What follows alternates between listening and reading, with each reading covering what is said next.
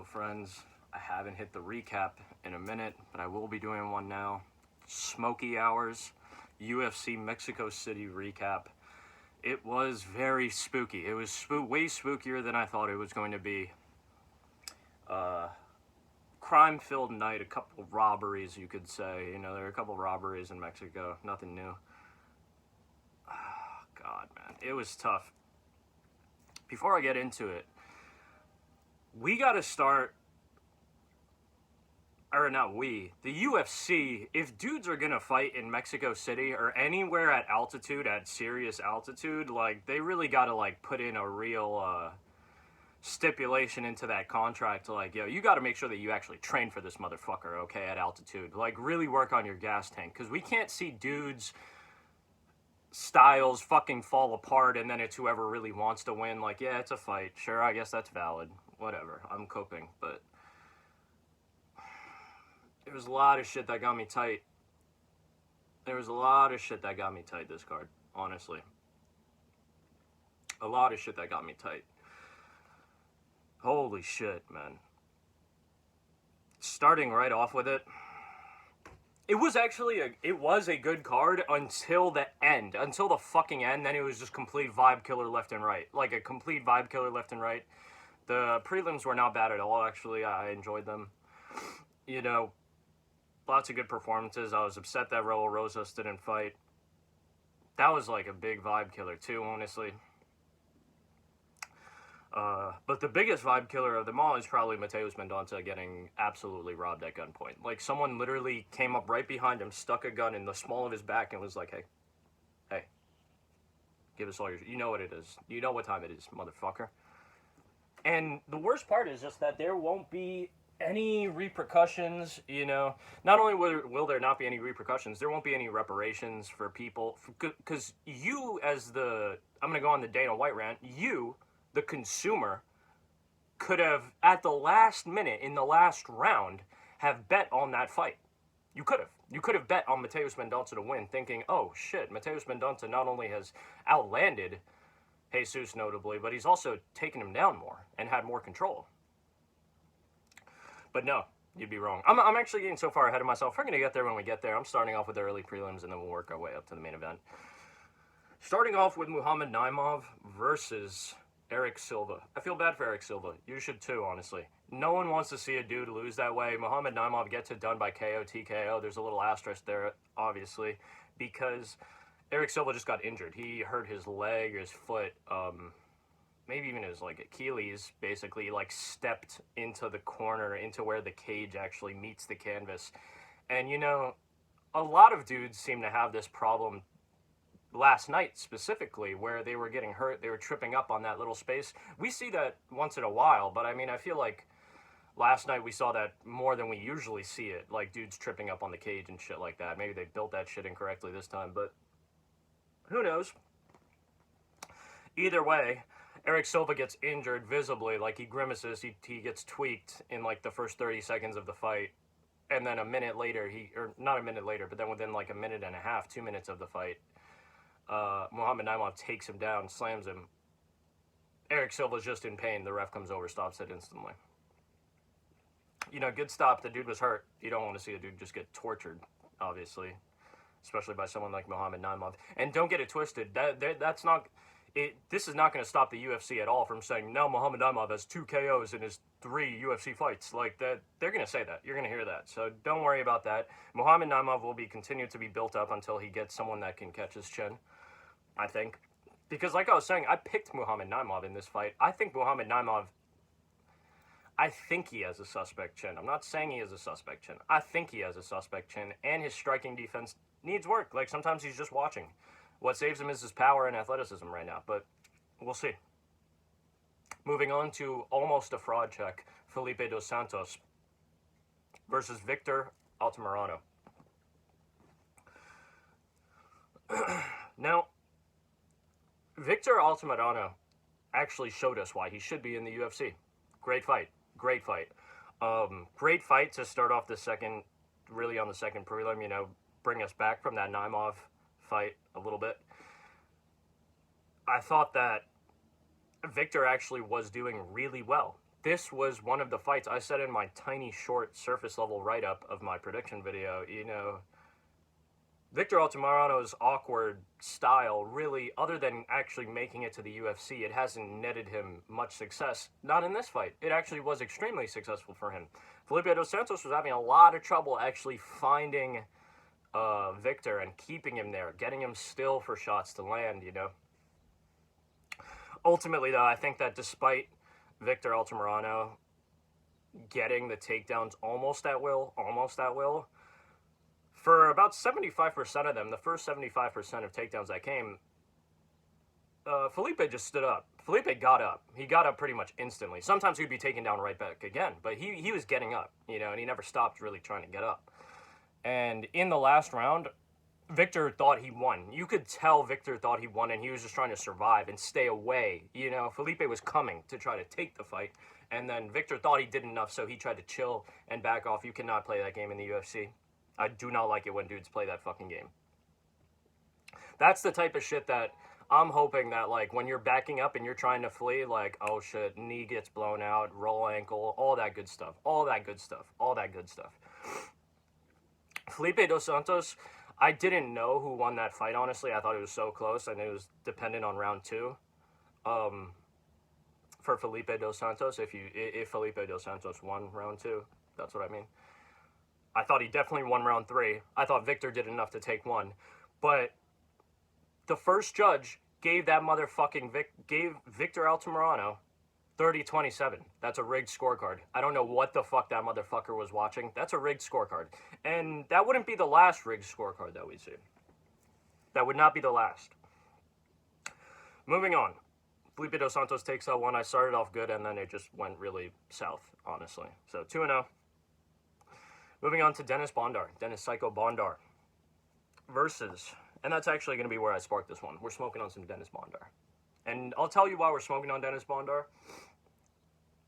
Luis, a.k.a. Ronaldo, a.k.a. fucking Ronaldo, I guess Ronaldo, a.k.a. Luis, Ronaldo Rodriguez, Luis Rodriguez, Lazy Boy. We should just say Lazy Boy. No one knows. But I don't even know what the fuck that was. And now people are just saying Ronaldo, and they're not even getting, like, everyone knew. Stop that. Stop that shit. Right now. Holy shit, man. So Dennis Bondar versus Ronaldo Rodriguez. Ronaldo Rodriguez came out looking very intimidating. I will say that right off the bat. He actually looked, it's one of the rare times where I was like, wow, this dude looks spooky. Like, that's an intimidating look. He had the killer eyes. Like, he had his eyes, like, open as, like, he was, like, they were, like, bulging out of his head. He was, like, combined with his crazy mouth guard. It was a cool mouth guard. I like stuff like that. Where it was basically, like, teeth. It was, like, one of those, like fake teeth that you get when you're a kid, and it just has, like, fucked up teeth, like buck teeth, like missing teeth, and then, like, it's just one of those. Like, that's what his mouth guard looked like. I don't know what it actually was. It might have been, like, fangs, but it looked like very human teeth. And it was a cool look. It was an intimidating look, I thought. It was a very intimidating look. And I thought, actually, it might have even played an impact into it. Because Dennis did very well. The first round kind of went how I thought it was going to go. I was scared because Ronaldo Rodriguez, Lazy Boy, he was using his style, his personal style, correctly. He was downloading information, just watching, seeing what was happening, and then he would try to go in his little spots that he had timed out. And it worked. It did work. Despite those tactics working, I think Dennis Bondar was getting the upper hand in this fight, especially in the first round. Basically dropped. If he didn't take down Ronaldo immediately, I think he would have dropped him with, like, a crazy overhand. He basically hit, like, an overhand right and then immediately shot on the double, like, right after that, took him down. And Dennis Bondar was working, man. He was working until he decided to tweak out, sparking it for, we're smoking on Dennis Bondar's pack for that one. Because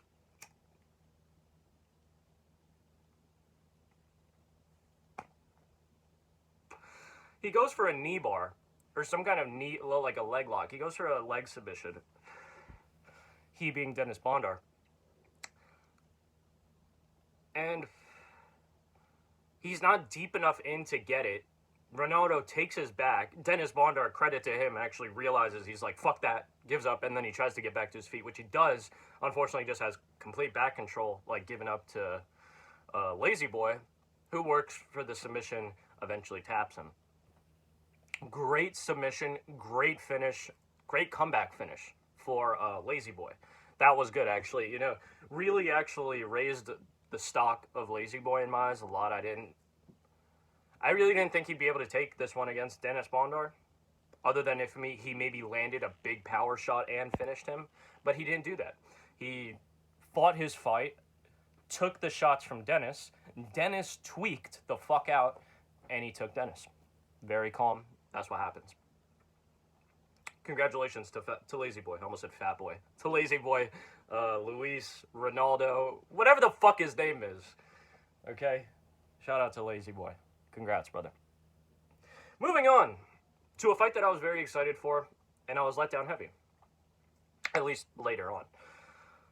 Claudio Puelles versus Faraz Ziam. Now, Claudio Puelles, my brother, he's my Peruvian brother. I fuck with dudes who are Peruvian in the UFC. If you can show me something for real in the UFC, I will always back you. Like, I'll go emotional with you. The last dude who I didn't really do that was Gaston Bolaños versus Marcus McGee.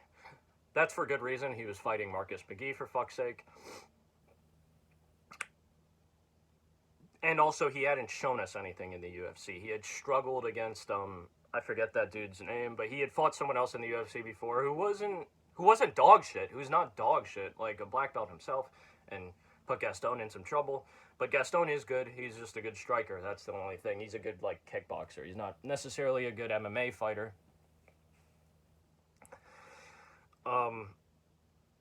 And Gaston Bolaños is Peruvian, and I did not go with Gaston Bolaños, even though I initially picked him. I had to switch to Marcus Maniac McGee just because he's him. But moving on, I digress. Back to Claudio Puelles.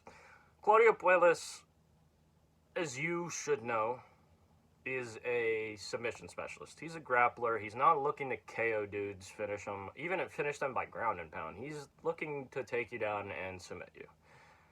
He could not get that done against a dude who, in his former training partner, Faraz Ziam. And it was really, not strange, but it was one of those fights.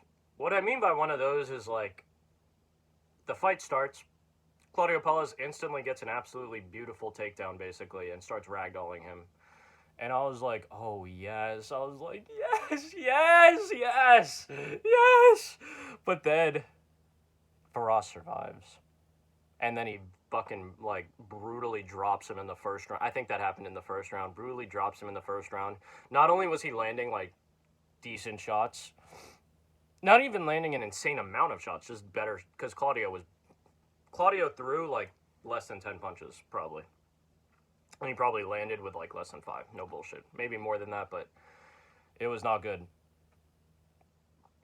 It was not good. As I was saying, this man Faraz Ziam basically gets the timing of fucking Claudio Puelles down after, like, 2 exchanges. Literally, after, like, 2 exchanges, just straight sits him down. And that was spooky as hell. But shout out to Claudio Puelles for surviving that. Not a lot of dudes will survive those kind of finishing sequences. They'll get taken out. And he survived. He did survive that. Fight went to decision. I thought they made the correct decision because if you throw as little as Claudio Puelles, literally all a dude has to do is land a single good combination on you to take the round. And maybe get a little bit of control, and he'll take the round. That made sense to me. I was praying they would rob him, but it made sense. Someone gave that fight to Claudio. And I mean, I gave Claudio the second round. That was being extremely generous. But I thought Faraz Ziam on that fight, you know. The dudes trained together. They were like, whatever the fuck. They had their history. It is what it is. Moving on. So then it started to go downhill for the picks here. At this point, I was 2-2, and I was like, all right. Like, Dennis Bondar I could live with. Claudio Puelles, emotional pick coming back to bite me. We move on. We continue. Edgar Chavez versus Daniel Lacerda. Calm pick, super calm pick, light work for Edgar Chavez. Like pretty much everyone said, including me, Edgar Chavez is going to recreate their first outing and violate. And he did. Violated him. Violated him. Although maybe there was one punch that looked deadly from Daniel Lacerda coming in. Edgar Chavez, he just finished him, pretty much. Literally finished him. Brutally tapped him. That will probably be the last that we see of Daniel Lacerda. Maybe not, but probably. Probably the last time we see Daniel Lacerda in the octagon. Moving on. Oh, God. The big one. This is the big one. This is the fucking big one. This is the fucking big one. The robbery. The heist. Not robbery. This is the heist. This was the fucking heist. The heist. Jesus Aguilar versus Mateus Mendonça.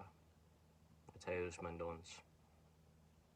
I'm just sad thinking about it, man. This really killed my spirit. Killed my vibe.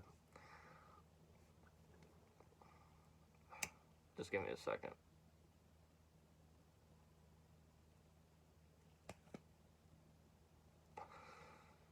Now I don't even know who we're smoking on with this fight. We're smoking on, honestly, both of these motherfuckers. We're smoking on both Mateus men. Actually, no one's in this one now. No one's in this one now because Mateus Mendonça versus Jesus Aguilar. Great fight. I thought it was a great fight, honestly. A lot of people are saying dog shit fights, man. These fights are good. They're not as bad as you say. Like, just get into them. Straight up get into them. Get into them. Realize that that every person's fight is not going to be just punching and striking back and forth. Like, sometimes people fight in other ways. Like, it is what it is. Like, I enjoy fights of all calibers. Like, I enjoy seeing street fights. I like when dudes duke it out in the street. I like when people are just talking shit to each other. When girls are just fucking having a little cat fight, starting drama, talking shit, fighting verbally. I enjoy it all, okay? Enjoy it all. That's what I'm trying to tell you. Enjoy it all. But this is one you can't enjoy. This is some shit that you cannot enjoy in any sense. In any sense, okay? Excuse me. Because I just penetrate you. Okay. This is one that you could not enjoy in any sense.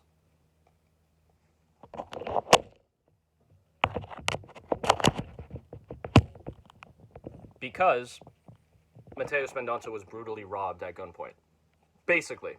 The gun was not like... It's not like a typical robbery where dudes actually pop up on you with like a pistol, a handgun. They're like, yo, give me all your shit. No. There was a sniper like super far away with the... You know. There was someone deep in the nosebleeds type shit. At extreme elevation. Those what you thought they were the fighters were at elevation? That motherfucker was at real elevation. Waiting. And he was like, Mateus? Okay, joke's over. I'm just so fried I can't even get into recapping this fight. Really, this did a big toll on me. This fight took a real toll on me. I had more action than usual on this fight. And of course, I think Mateus Mendonça got robbed, man. You can see my live reaction, okay?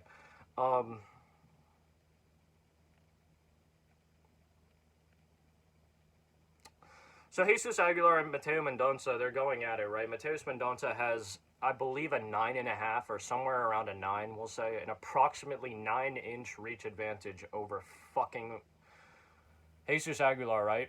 But he's getting, like, at times, outboxed by him. Like, he's getting touched by him at range. And I'm just like, what the fuck is happening? But Mateus, despite that, Mateus was landing more shots. I thought the better shots.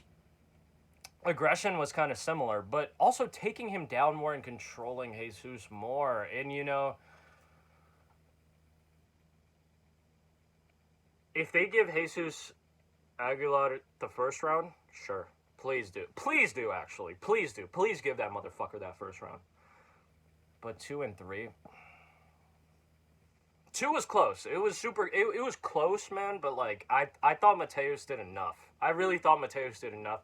I was confident in that. I was like, man, you know, that was a tough fight, but Mateus took that one.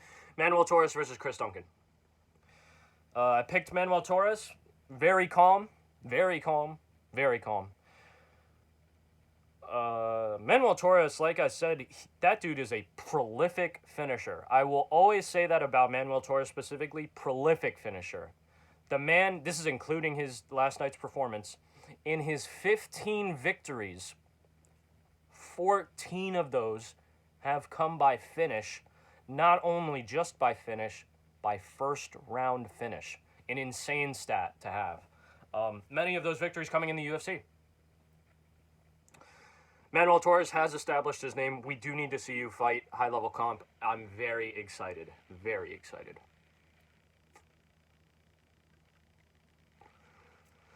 Moving on. That one was also, just to recap it a little bit more, that was pretty quick. Again, first round finish. Manuel Torres actually took low-key, not massive damage, but got rocked. Got fucking rocked. He got rocked right off rip with like the first or second, I think it was a hook that Chris Duncan threw. He actually, he caught him on the chin. He caught Manuel on the chin and hurt him. Rocked him a little bit. Manuel recovered. Got the sub. Absolutely fucking beautiful. Absolutely fucking beautiful. Moving on. Yasmin Jauregui versus Sam Hughes. This was also a good fight. You know, I thought Sam Hughes, obviously she lost, and she lost in dominant fashion. I thought she did okay, though, in that sense of losing. Like, she got her face battered, right? But it wasn't like, it wasn't in the same sense as, like, Francisco Prado, you know? It wasn't like, oh, shit. Like, Prado sustained massive damage with one attack. It was like that jab or the straight. I think it was a jab that basically ripped his eye open. And then it just got worse from there. You know, it was massive damage that was exacerbated even further. This was just like, it was the accumulation of damage, you know, with Sam Hughes. Yasmin showed us why she had her prospect tag in the first place, despite her getting fraud checked somewhat by Denise Gomez. Denise Gomez is, if you know, you know. If you know about Denise Gomez, you know. She knocks girls out, and for good reason. She looks like the type of chick that would knock chicks out. So, Yasmin, way to show off your skills. Sam Hughes, I think, held in there. You know, that 8-6 now record, still a little deceptive, maybe. She didn't get absolutely folded and finished, at least, you know, type shit. She did get dominated type shit, I guess, actually. Maybe I'm not giving enough credit, actually, seriously. But good fight from both fighters. Congratulations, Yasmin. Very excited to see you fight again. Raul Rosas Jr. versus Pretty Ricky Turcios. This fight did not go down. It was canceled right before the walkout because Raul Rosas Jr. got sick. Got ill. Enfermo. But I'm neutral on that. Like, I'm okay with that, you know. If you really do feel sick, like, if you're like, yo, I'm like shitting myself, I'm just so ill, like, or whatever it is. I'm not saying that's what Raul was doing, but like, whatever it is, and you're like, yo, I just can't fight, don't fight, bro. You might get knocked out so fucking bad you never recover. Like, don't fight. That's fine. That's fine, okay? That's fine. Juice the fuck out of my, well, actually, it almost juiced my bets, but I'd be forgetting that Mateus Mendonça, that shit happened. That was just so killer. Anyways, I digress. Raul Rosas Jr. is sick. He does not make the walkout. He is slated to fight Ricky Turcios next week, next Saturday. I believe at the Apex. So we will see that. Still going with Raul. Although maybe we got to look at that fight again. Maybe. I think maybe we got to look at that fight again. But as of right now, still going with Raul. I don't see why anything would change. Now moving on to the featured fight and what ended up being the fight of the night, I believe. Francisco Prado versus Daniel Zellhuber. Or Zellhuber. Now,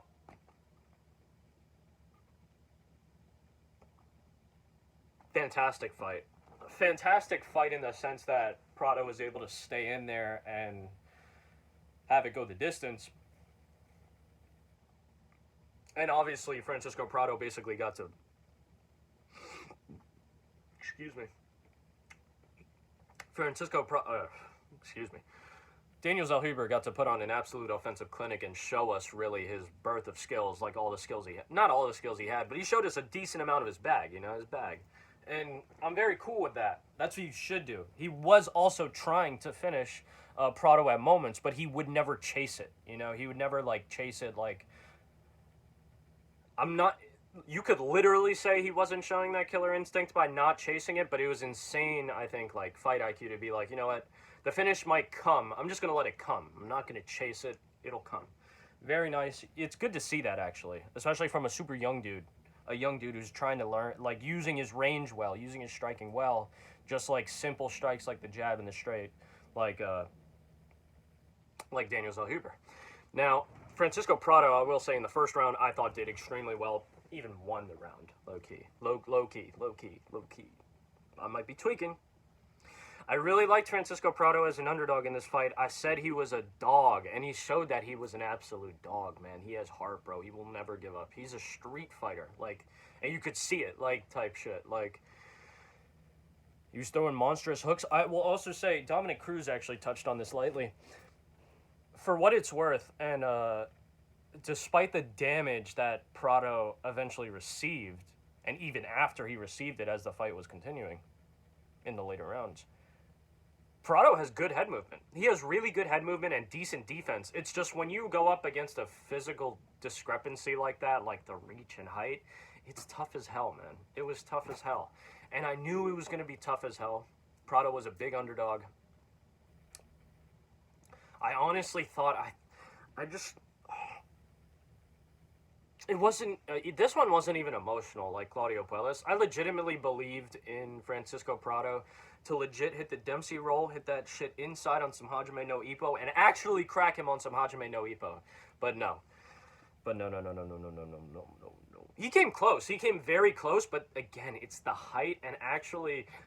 Daniel Zellhuber is extremely competent defensively. He understands what's going on. He's not just going to let himself get fucking taken out of a fight that he's winning, which is very good. It's a very good thing to see from a young fighter.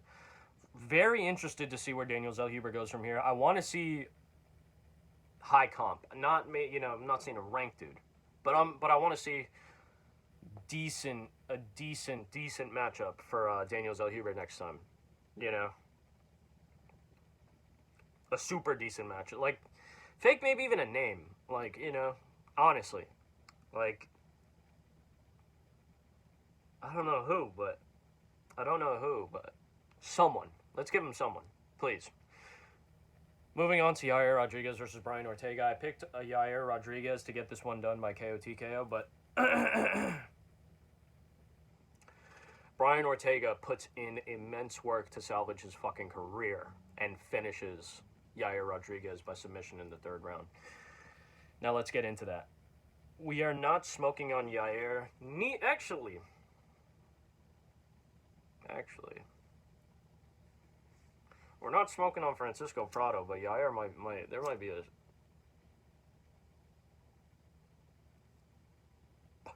Someone might have laced my shit with some Yair.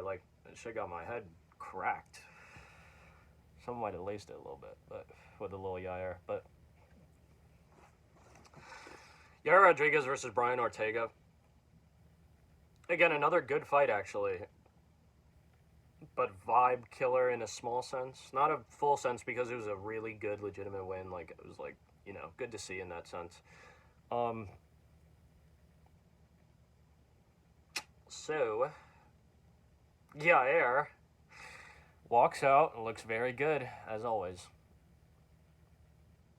Rocks the fuck out of Brian Ortega. Shows the difference in striking basically in the first couple minutes of the fight. Absolutely rocks the shit out of Ortega. Puts him in a finishing sequence. Ortega survives. He drops Ortega. I don't know if it's twice. He dropped him, and then he kind of got up again, and then he, went down again. So, he got dropped bad the first time. We'll say that. He got dropped bad, and then it was, a finishing sequence. That's really what I mean by that. Someone could get finished right then and there. And we see people get finished in that sense. Now, Brian survives, gets back up. Brian does have heart. You know, he has heart, and he will take shots. Sometimes too many shots. We've seen him take too many shots for his own good before. We have. You know? And I'm not going to say we forgot, but we just didn't think we ignored it. We ignored it. You know, we ignored it. A little bit of context, Brian Ortega has not been on the best run. He really has been on the worst run of his UFC career, you could say. Like, known to be the submission artist, the submission specialist, hasn't submitted a dude since, like, Alex Pereira started fighting type shit. Like, literally. Like, it's been years. Years since the submission specialist tapped a dude. But he got it done tonight, you know? Yeah, I mean, he got it done last night. It was interesting. It was very interesting. I still had Yair taking the first round. Then the round ends, right? I think the round ended with Ortega on top. Just for a little bit, like nothing serious. And then second round starts. Ortega low-key takes it. Fucking third round, he gets the sub. He gets the sub and ends up, in retrospect, smoking on Yair. He packed him out. He packed Yair out. It was bad. It was bad, but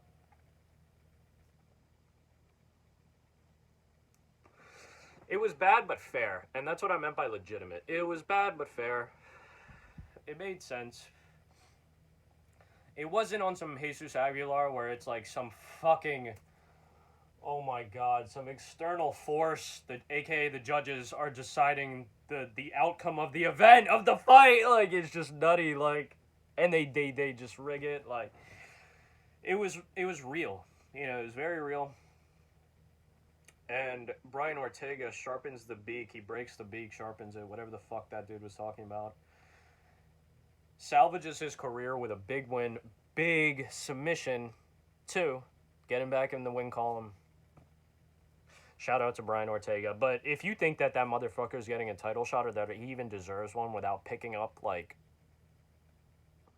low-key, like, at least 2 more wins in a row, like, you're fried. Moving on to the main event of the evening. Also, when I said Francisco Prado was the featured fight, it wasn't... Oh, no, it was actually always slated to be. Never mind. Ignore that. Just a little smacked. Moving on to the main event of the evening. Brandon Moreno, the assassin baby, versus Brandon Raw Dog Royval. Now, give me 1 second. Because I'm going to say what a lot of people will say, like, off rip. I wanted to pick Royval, okay? I really wanted to pick Royval. I picked Moreno because I thought Moreno would win, but I was telling people, and I mentioned it in my video, Royval, despite losing to Pantoja, looked actually really good in that fight. You know, he looked really good. That knee that he throws is fucking dangerous, man. And I will also be honest here. I was getting kind of not upset with Brandon Moreno. And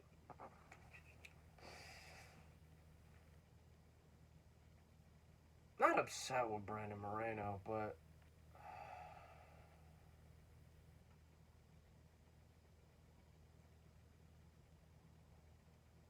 again, one of those fights where a dude just is not himself. You know what I'm talking about. It's one of those fights. People are freaked out. A guy's tweaking out. He's like spamming moves essentially. Like, I'm talking about Brandon Moreno here. It's the definition of insanity. Doing the same shit over and over and expecting something different to happen. And I get it. I get that it's a fight. You could throw the same punch the entire fight and have that be the only technique, and it could land and KO someone. But let's think about that, like, that theory, and now, like, let's go back to reality. Let's go back to practicality here, okay? Like,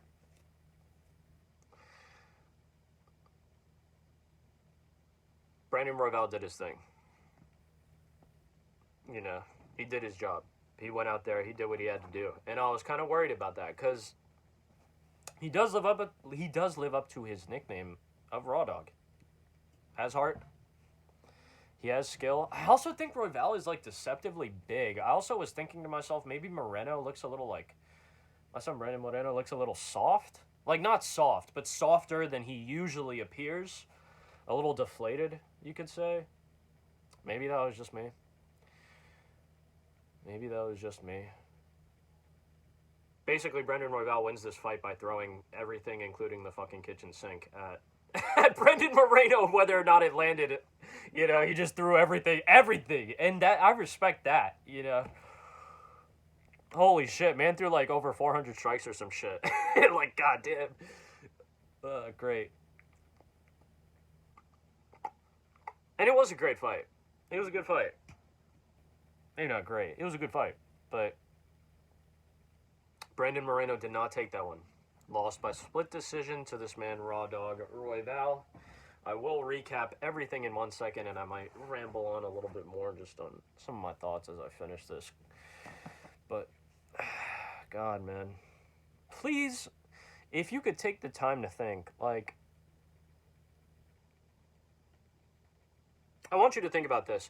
Do we have to start, like, really considering how valid these high-altitude venues are? Like, is that a thing? Like, at the risk of sounding like a fucking casual, you could say, like, should we? Like, I'm fried. I'm coping. Okay, like, I'm fucking coping, man. Like, and like, I've seen tons of cards at high altitude. Like, trust, but it's like, I don't know what the people were gassing out. Felipe Dos Santos gassed out in the second round, for Christ's sake. Like, he gassed out in the second round but got it done. That's not to say not everyone gassed out. You know, some people came in prepared, and I know that is not lost on me, that word that I just used, prepared. Yes, all the fighters are aware of the altitude and the fact that it's going to be in Mexico City, even if it's on short notice. Like, that's your own problem. That's a personal problem. That's your problem. That's their problem to figure out. But we have to, I think, look at the reality of the situation. Like, okay, we could say, like, oh, you have to be prepared, because if you're not prepared, the other dude's going to beat your ass. He's going to win, okay? He's going to win. You know, he's going to outlast you. And people might think to themselves, yeah, okay, like they would train. But they're human beings. Like, they're fighters, for Christ's sake. They're like, these people are tweaked. They're still people, you know? Like, sometimes, like, when people tell you, like, oh, don't do this because it won't work out well for you in what you have to do tomorrow or next week. And you're like, fuck off. It's okay. And it all ends up fine. That's what people might be thinking. That's what these people might be thinking. And you can say they're professional athletes, blah, blah, blah, blah, blah. But hear what I just said. They are still people. Like, it's fucking tweaked. Like, it's fucking tweaked. Not to make it easier on them, but it's just to live with the reality of, like, some dudes are not going to be prepared for it, and it's going to change what we're watching a little bit. And that's what I'm saying. You got to be prepared, but just my 2 cents on that. That's very surface level. I'd love someone to talk to me about that a little bit. Like, please, let me know what you think, because what's the reality of the situation here? Like, dudes that come in prepared win. Sure. And sometimes they don't, but sure. Like, is that how it should be? Yeah.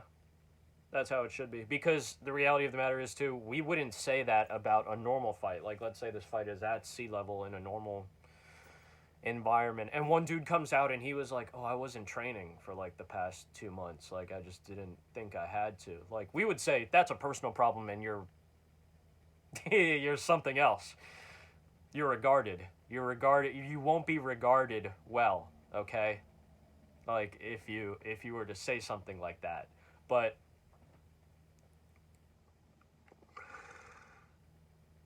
I just think it's not the same thing. I'm coping, maybe, but I don't think it's the same thing. I do not think that's the same thing. And I'm glad Felipe does something, but back to the judging on this card, and I think that's what's going to be the theme of this. It was basically fucking Judge Holden from Blood Meridian was judging these motherfucking fights. Not even, not even. He would have judged the fights correctly, I think, actually, if anything. But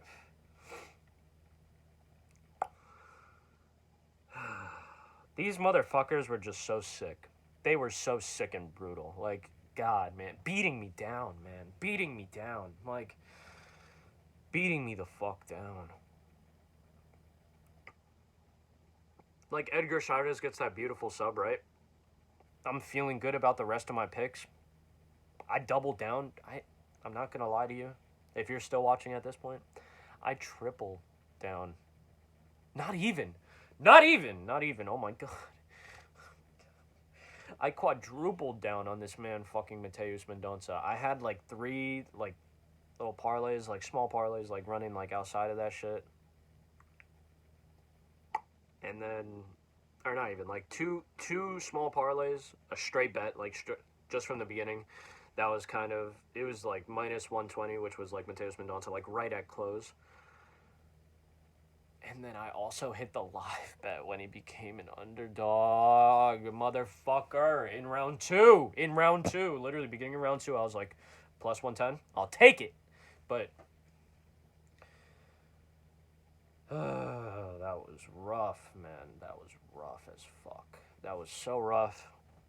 And that's what I'm saying. I am a little biased because I had a lot of action on that one. For me, even though it's not a lot of money, comparatively, I guess. And especially not to, like, what other gamblers hit, usually, what other gamblers are betting. But enough of the gambling talk. Really, it's just about the pick. And it's sick when stuff like that happens. When you see a dude get robbed like that, it makes you sick a little bit. Like, I've gotten sick like that when dudes have gotten robbed and I've won money.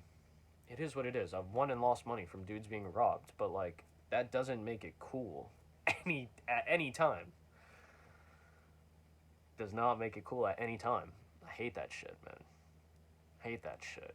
No one's gonna be held accountable. You will not hear a peep out of it if people are even talking about it. I know some people are. I know MMA Guru said, I saw his thumbnail, like he had like the rob shit and bad judging and something like that. So hopefully he mentioned some shit like that. But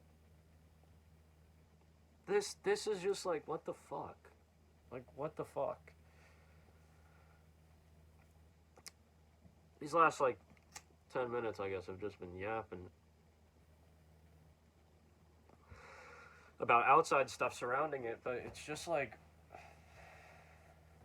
what is a man to do other than just roll up and smoke the fucking packs of fucking, no, not even. We took Yair actually out of the pack. There wasn't a sprinkle. There was not a sprinkle.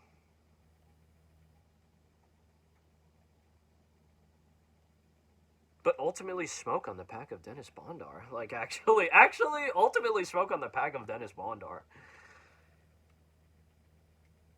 For real. That's the only thing that we can do. That's the only thing a man can do in these fucking troubling times is roll up some Dennis Bondar and just light that. Like, as for the total picks, let's see. That's karma, motherfucker. Dennis Bondar just fucking TKO'd me by getting a mighty plume of smoke in my eye. Okay, so 1, 2, 3, 4, 5, 6. God damn, that's not good. I went 6 and 6 on the picks, so dead even. That's not that good though.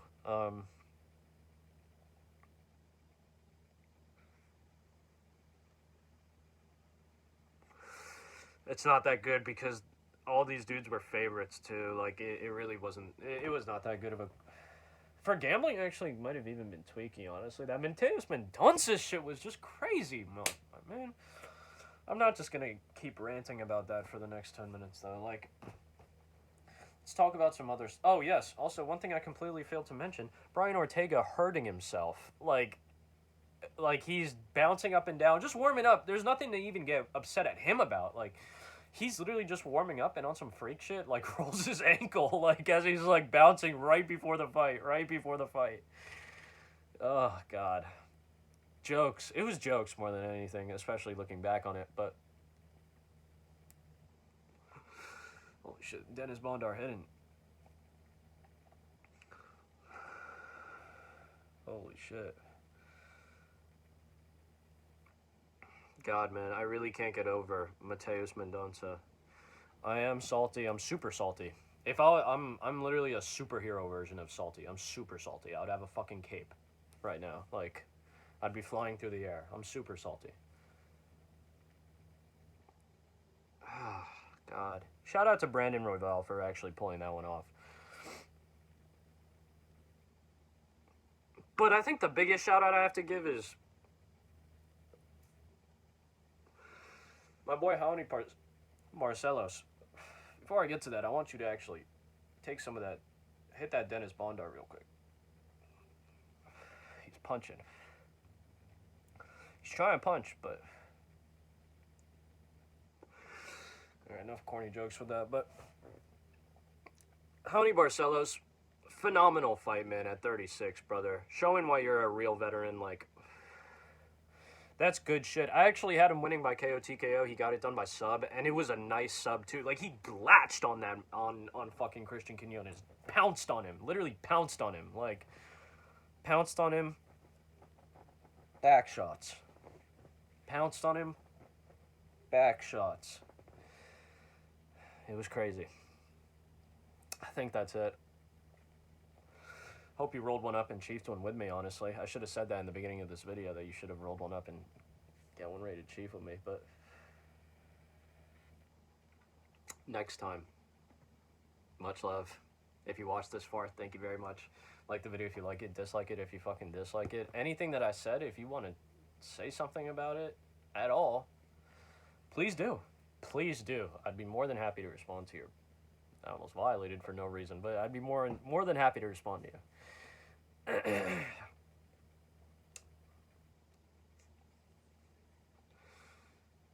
This man, bro, the judges, bro. He's dancing, the judge. He's always dancing. They say he'll never die. Much love. Big kiss.